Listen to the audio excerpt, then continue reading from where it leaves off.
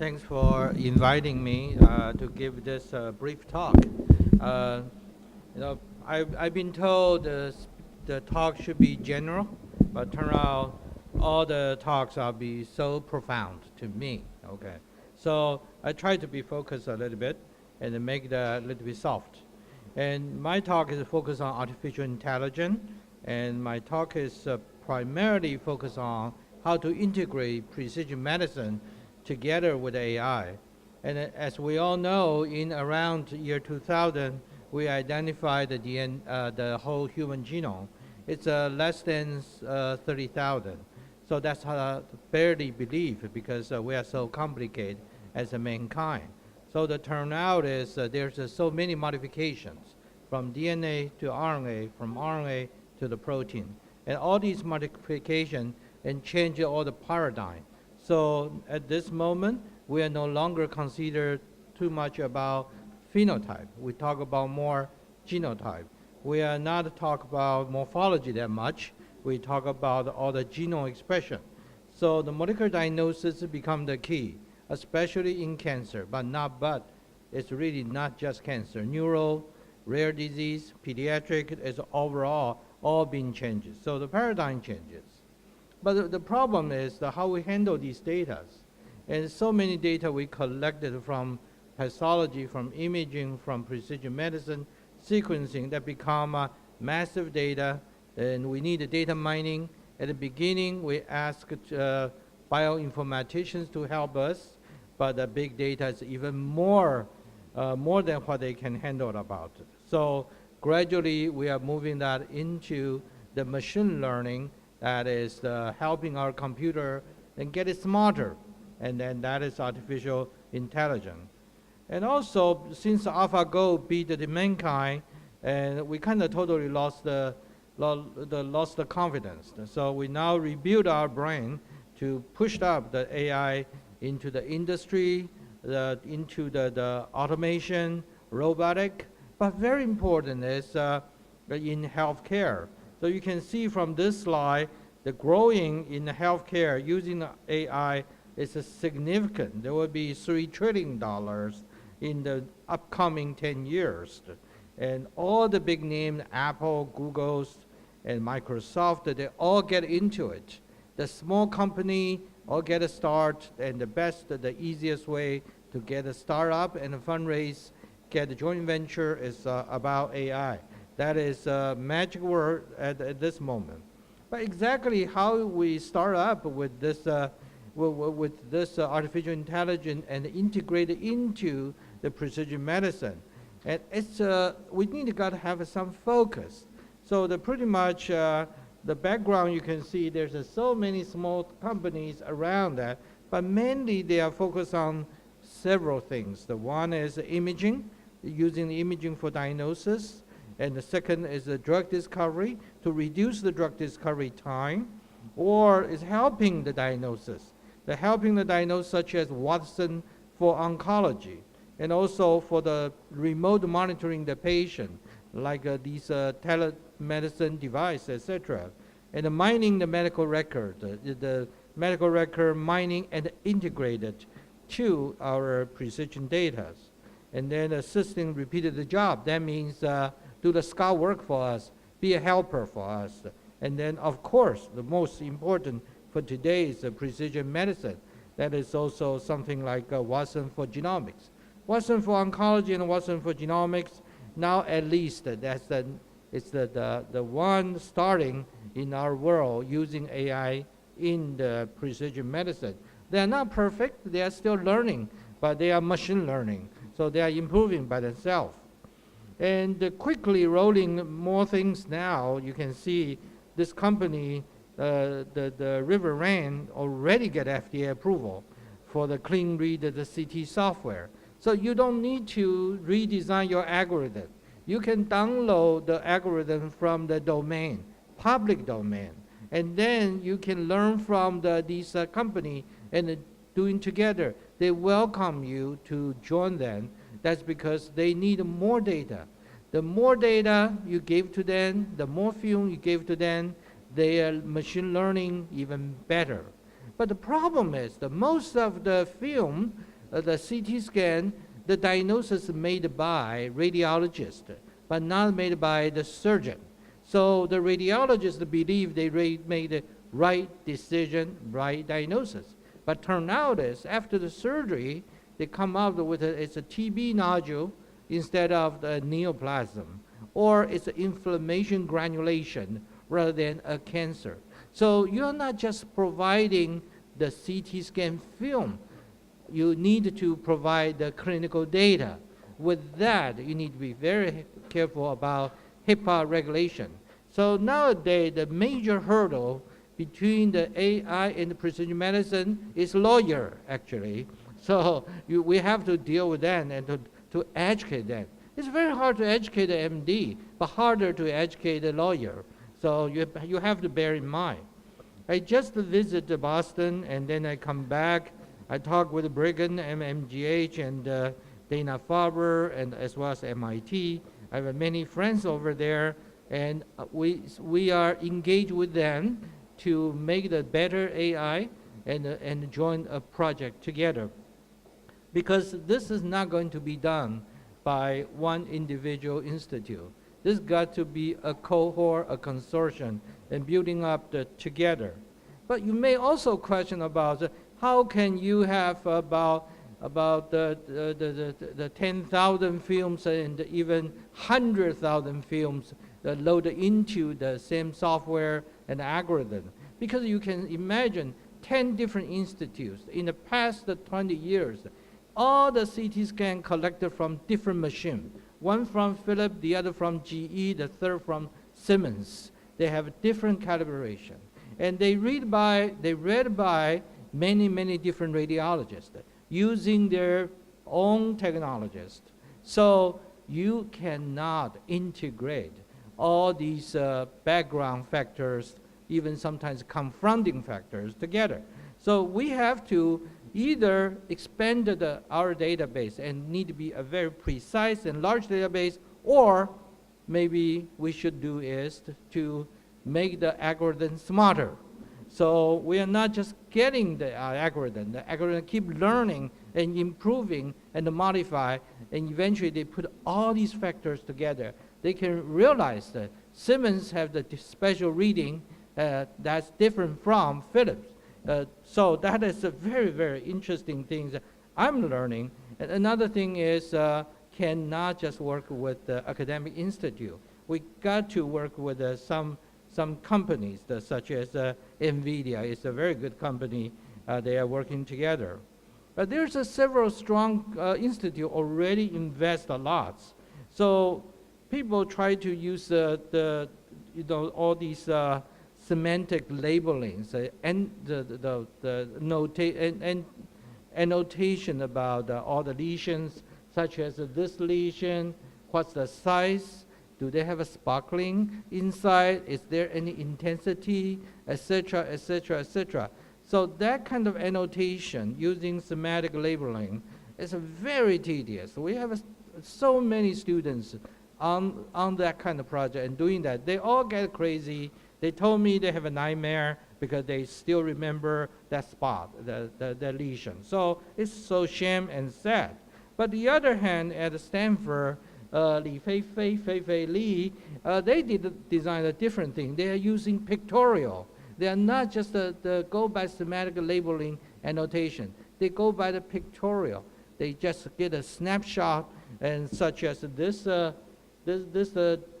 dinner table, you have a coffee, etc. They can measure this coffee, what size of the cup, and do you put the sugar? Apparently you do not. You haven't opened that. So you can quickly convert that into the information, and this information start from non-constructive language building into the constructive language. So there's a fascinating methodology, and some methodology is beyond your imagination. And you don't need to create by yourself. You just need to go to surf your web and then find a friend and then go by step. And several projects I would like to share with you in our university. When we start to introduce Watson for oncology and then later Watson for genomics, We have no idea about the AI. We just use the AI in helping our existing patient to make them better. But quickly we identify actually these AI can help the education. We can make our junior doctor grow faster. They don't need to learn from case by case or day-to-day work. They can quickly learn from simulation cases provided by the AI. And then we started using that for the tumor board. Young doctors always disagree with the senior doctor. They just don't want to say so. And the senior doctors sometimes play some authority, and they actually very chicken out about they know nothing. So the best is to get a second opinion from AI. So we use AI for education. We use AI to run the tumor board. But gradually it's not enough. We are not satisfied with that. We started from a basic research question.